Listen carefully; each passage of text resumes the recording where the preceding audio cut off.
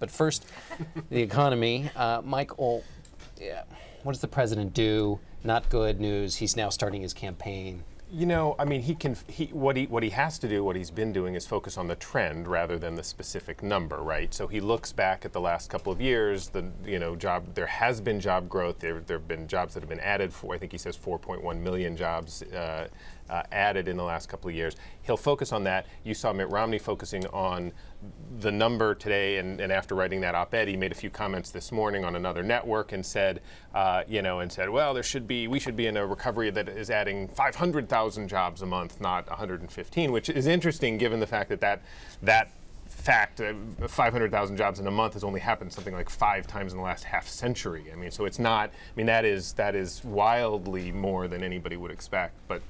And the thing about these reports is that there's always a little something for everybody to campaign on. Just as we were coming in, I looked on Twitter, and Governor Martin O'Malley was out there with this Democratic talking points, talking about some of the good things in the jobs reports. And it's really basically just an area for people to campaign on what they say is happening. You know, the unemployment rate's going down by 0.1. Well, that could be something that you talk about. But the overall picture is how people are feeling. And President Obama has another few months to get people to start feeling better about the economy. And we'll see what happens. Not much time left, though, Reid. What's he going to say tomorrow in Ohio and Virginia? You say not much time left, by the way. We're also at the point, traditionally speaking, at which people's opinions about the economy generally harden. Right. About 6 months out from the election. Here we are 6 months out. So the way people feel about the economy now is probably going to look very similar to the way that people will feel about the economy on Election Day. What he says in his rallies this weekend in Ohio and Virginia are essentially, it was the other guy's fault. The car was driven into the ditch is his favorite line. But we're making this incremental progress. You know, talking about what happened 4 years ago, though,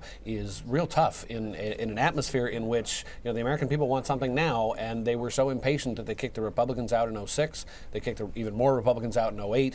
They kicked out the Democrats in 2010. So, Americans are not a patient people, and asking them to remember what happened 4 years ago and just be patient is a tough sell. Yeah, it seems like he's got little data to work with. It's not going to get too much better. Today, Mitt Romney was trying to take advantage of the news, talking a little bit more about how he's now talking with regular voters in these meetings that are sort of slightly secret.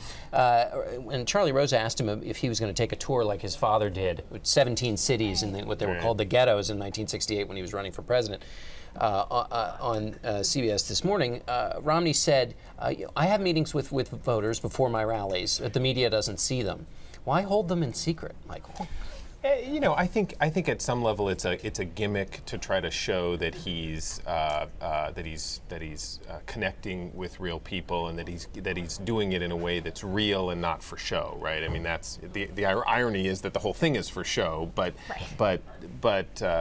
maybe that's the gimmick. And the one that I got a chance to see that they allowed a pool in for, it was him and about 5 or 6 voters around a picnic table, and it seems so forced and staged. And so in a way it allows the idea, if you dismiss the idea that it's all a gimmick, is that you're at least allowing the voters to sort of get a little more comfortable without the cameras around. They can actually tell you about their feelings. But anyone around somebody running for president is never going to be completely open and honest. But if you get out among a lot of people, and what everybody says is when they're working the rope lines, that's when they actually hear the stories. I mean, the president says it, the first lady says it, you hear Romney talk about it. This is where they actually hear those real stories. Yeah, the big benefit to all this, I asked a bunch of Democratic strategists like 8 months ago what President Obama should do to turn things around, and one of the former Clinton administration people said they need to hold these kinds of events, round tables with actual voters, not just for the visual, but also so the candidate gets some stories coming in. The candidate hears some things that he can then go and repeat on the trail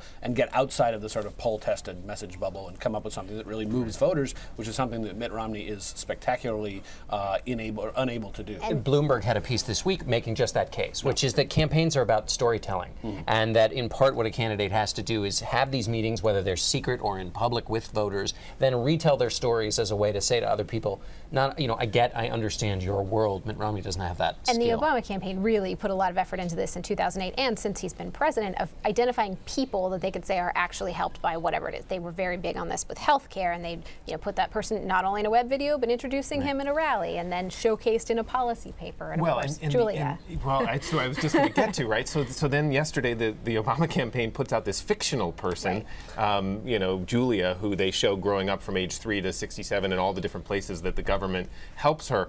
But it sort of raises this question, which was raised explicitly by lots and lots of right. conservatives and Republicans on Twitter. But like, if there's lots of real people that are being helped, why do you need to make up one? Why do you need to have a fantasy character? And it also comes out in the week in which there's been new discussion, kind of a non-news story, but anyway, about his fiction writing in his own personal biography, sort of just echoing this problem.